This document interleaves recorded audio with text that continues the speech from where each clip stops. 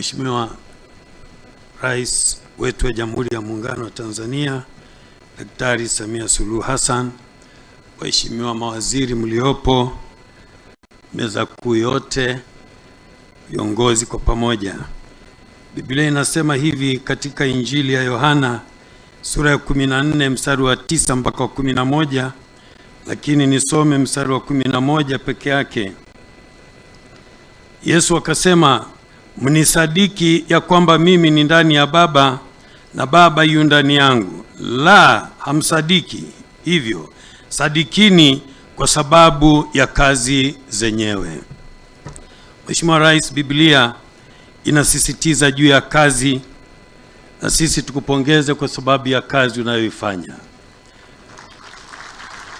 Ndugu zangu wa Tanzania, kazi zinadumu na kazi zina nguvu kuliko maneno. Wakati ambapo Yesu aliona ugumu wa watu kumwamini, Yesu akawaambia, kama hata mniamini kwa sababu nyingine yoyote, aminini hizi kazi ninazozifanya kwamba sio kazi za kawaida. Mheshimiwa Rais, chapa kazi. Wanasheria, chape kazi. Watanzania wenzangu, tuchape kazi. Kauli mbiu yenu inasema kutimiza wajibu. Kutimiza wajibu ina sauti kuliko wingi wa maneno mengi. Tuombe.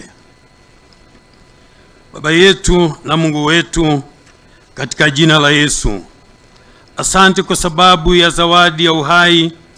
Asante kwa sababu ya zawadi ya Tanzania nchi yetu.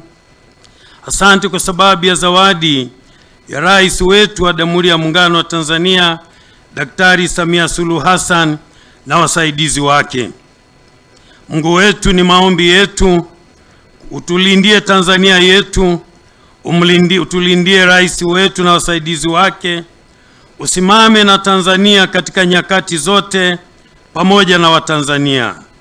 Tuokoe na kila aina ya ubaya unaozunguka duniani kwa wakati huu.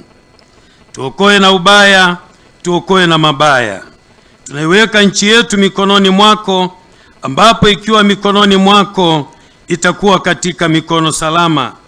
Tunaomba uifanye Tanzania kuwa kimbilio kama ambavyo umefanya kwa nyakati zote.